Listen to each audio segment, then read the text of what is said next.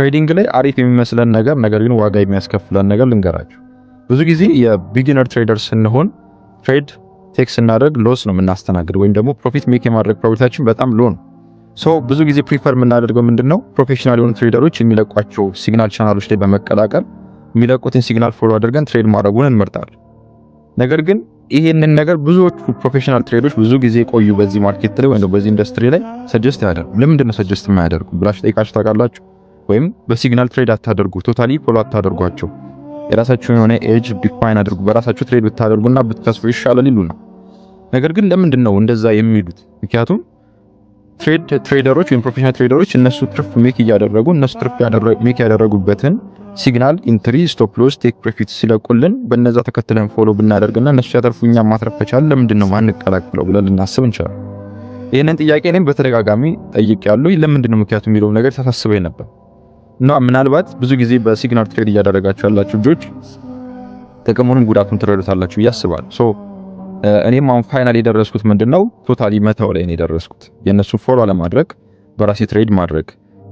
ሜቢ ምንድነው እንደ ጥሩ ሳይድ የምነግራችሁ እነሱ ትሬድ ሲያደረጉ ለምንድነው ትሬድ የገቡት ወይም ደግሞ ምክንያቱም የሚነግሯችሁ ከሆነ ጥሩ ነው። ለምሳሌ ለምን እዚህ ጋር ገባሁት፣ ለምን ስቶፕ ሎሲን እዚህ ጋር አደረኩት፣ ለምን ቴክ ፕሮፊትን እዚህ ጋር አደረኩት፣ ይሄንን ትሬድ የገባሁበት ሪዝን ምንድነው፣ ምንስ ነገሮችን ስመለከት ነው፣ ክራይቴሪያ ምንድነው፣ ኢንትሪ ክራይቴሪያ፣ እነዚህ ነገሮች ከስትራቴጂያቸው ዋይዝ ከነገሯችሁ ጥሩ ነው። ነገር ግን አብዛኞቹ ትሬደሮች ይሄንን ነገር እናስተምራቸዋለን እንጂ የሚሏችሁ ኤግዛክትሊ የሚገባችሁን እያንዳንዱ ትሬዶች ሳይናገሩ ይችላል። ኦር ደግሞ የሚነግሯችሁ በቪአይፒ ቻናላቸው ላይ ለምሳሌ ያክል ቴሌግራም ላይ ቪአይፒ ቻናል ክሬት ያደርጉና እዛ ላይ ብር ከፍላችሁ ጆይን ታደርጉና የዛ ጊዜ ቪአይፒ ቻናላቸው ላይ ከተቀላቀላችሁ በኋላ ነው ያ ነገር የሚነገራችሁ። አንድ ዲስአድቫንቴጅ ምንድነው?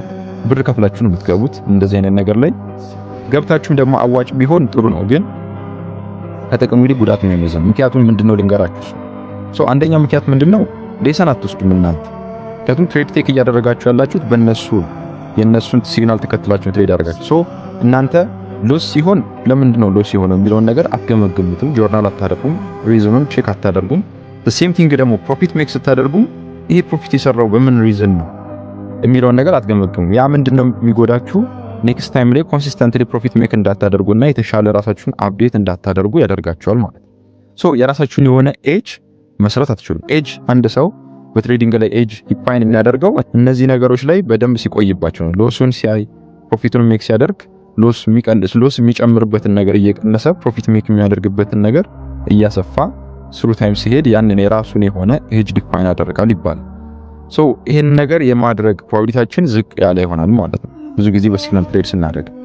ሌላኛው ሪዝን ምንድነው? የነሱ ትሬድ ሲወስዱ የራሳቸው የሆነ ሳይኮሎጂ እንዲሁም ደግሞ ሪስክ ማኔጅመንት ቴክ አድርገው ወይም ደግሞ ለምሳሌ ያክል አንድ ትሬደር $100,000 አካውንት ላይ ካለ ያ $100,000 የሚሰጠው የራሱ የሆነ ኮንፊደንስ አለው። ሳይኮሎጂካሊ የሚሰጠው ፒስ አለው። እንዲሁም ደግሞ በሳይኮሎጂካሊ የሚሰጠው የራሱ የሆነ አንደርስታንዲንግ አለ። ለምሳሌ እኛ $100 ሲኖረን ያንን $100 ያገኘነው በጣም ለፍተን ጥረን ግረን ነው ያን $100 የምናገኝ። እነሱ ግን በዛ ነገር ብዙ ጊዜ ሲቆዩ $100 ሲኖርባቸው $100,000 አካውንታቸው ላይ ሲኖር ብዙ ብር ሉዝ ቢያደርጉ የኛ ያክልም ማተር ሊያደርግ ይችላል። ለምሳሌ ያክል እነሱ $100 ሉዝ ቢያደርጉ ግድ አይሰጣቸው። ለምሳሌ ግን ለኛ $100 ያገኘነው በስቃይ ነው። $100 አይደለም $2 ሉዝ ብናደርግ ይሰማል። ከዛ በተጨማሪ $50 ሲሆን ደግሞ አስቡት እየጨመረ ሲሆን ለኛ ይጎዳል። ስለዚህ ለኛ $100 ማጣት ማለት በጣም ከባድ አይደለም። $100 $50 ሊከብደን ይችላል። ለነሱ ግን $100,000 አካውንታቸው ላይ ኖሮ $7,000 እንኳን ሉዝ ቢያደርጉ ምንም ላይ መስላችሁ ይችላል። ኢት ዲፔንድስ ኦን ካላችሁ ካፒታል ሳይኮሎጂ ቢልድ ካደረጉት አንፃር። ስለዚህ ይሄንን ነገር እኛ በኢንዱስትሪ ላይ በትሬዲንግ ላይ ሳንቆይ እንደዚህ አይነት ነገር አንደርስታንድ ልናደርጉ አንችልም። ስለዚህ እነሱ ያንን ሪስክና ሳይኮሎጂያቸውን ኢሞሽናቸውን ኮንትሮል አድርገው ነው እነዚህ ሲግናሎች የሚለቁት ወይም ትሬዶቹ የሚገቡት።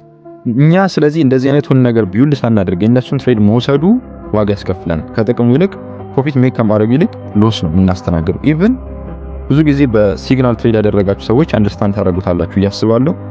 ተመሳሳይ ትሬድ ከነሱ ጋር ገብተን እነሱ ፕሮፊት አትርፈው ይወጣሉ፣ እኛ ደግሞ ከስረን እንወጣለን። ተመሳሳይ ትሬድ። ይሄ እንግዲህ ሪዝኑ ይሄ ምክንያት ነው ማለት ነው። ይሄ ሳይኮሎጂ የኢሞሽን እና የሪስክ ማኔጅመንት ላይ ያለን ፕሮብለም።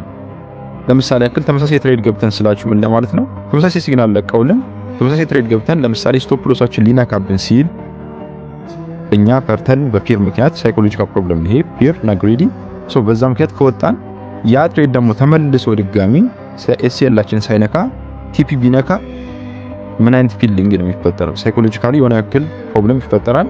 ከዛ ምን ይፈጠራል? ድጋሚ ሪቬንጅ ትሬድ እንድንገባ ያደርጋል። ምን ሆኜ ነው እሱ የለቀቀልኝ ትሬድ ሳልከተል የወጣሁት ብለን በስሜት አግሬሲቭ ሆነን ትሬዶችን ቴክ እናደርጋለን። ያ ሌላ ዋጋ ያስከፍለናል፣ ሌላ ሎስ ውስጥ እንገባለን። ብሎ እናደርጋለን አካውንታችን። ስለዚህ ይሄኛው ሌላኛው ሪዝን ነው ማለት ነው። በዋነኛነት እነዚህ ሁለት ሪዝኖች ምክንያቶቹ እነዚህ ናቸው። አንደኛ ሌሰን አትወስዱም፣ ፔጃችሁን ዲፋይን አታደርጉም፣ የራሳችሁን ስትራቴጂ ሜክ ማድረግ አትችሉም። በማርኬቱ ላይ ፕሮፊታብል ሆናችሁ ኮንሲስተንት ፕሮፊታብል ትሬደር አትሆኑም። ሲግናል መከተሉ አንደኛው ጉዳቱ ነው። ሁለተኛው ደግሞ እነሱ ሲግናል ሲለቁ የራሳቸውን የሆነ ካፒታል አይተው ሳይኮሎጂያቸውን ኢሞሽናቸውን ኮንትሮል አድርገው ነው የሚለቁት። ስለዚህ እናንተ ደግሞ ያንን ነገር አንደርስታንድ ስለማታደርጉት በምትገቡበት ጊዜ ትሬዱን ፕሮፊት ሜክ ከማድረግ ይልቅ ተመሳሳይ ትሬድ ገብታችሁ ሎስ ስለምታደርጉ ሰጀስት አይደረግም። ሶስተኛው ደግሞ ቅድም እንደነገርኳችሁ ብር ከፍላችሁ የምትገቡት ይብል እንደዚህ አይነት ሲግናል ለመቀበል። ስለዚህ እነዛ ቻናሎች ላይ ብር መክፈላችሁ ባይተሰርፍ ጉዳት አለው። ስለዚህ ጉዳት እንዳይኖር የምታደርጉት ምንድነው? ሜቢ የሚያስተምሩ ትሬደሮች ከሆኑ መርጣችሁ መግባት አለባችሁ። ለምሳሌ ስትራቴጂያቸውን ለመለየት ኢንትሪያቸውን ለምን ኢንትሪ እዛ ጋር እንደገቡ ለምን ኤግዚት እዛ ጋር እንዳደረጉ ኤስኤላቸውን ቲፒያቸውን ለምን እዛ ቦታ እዛ ኤሪያ ላይ እንዳስቀመጡት እያስረዷችሁ ከሆነ ሜቢ አድቫንቴጅስ ሊሆን ይችላል፣ የሆነ ያክል ልትጠቀሙ ትችላላችሁ። ከዛ ውጪ ግን ቅድም የነገርኳችሁን ዲስአድቫንቴጆች ኮንሲደር ማድረግ ይኖርባችኋል ማለት ነው ሲግናል ፎሎ ስታደርጉ። ይሄ ነው ያለው ምልከታ። በቀጣይ ደግሞ ሌሎች ቪዲዮዎችን እንሰራላችኋለን። ይመቻችሁ።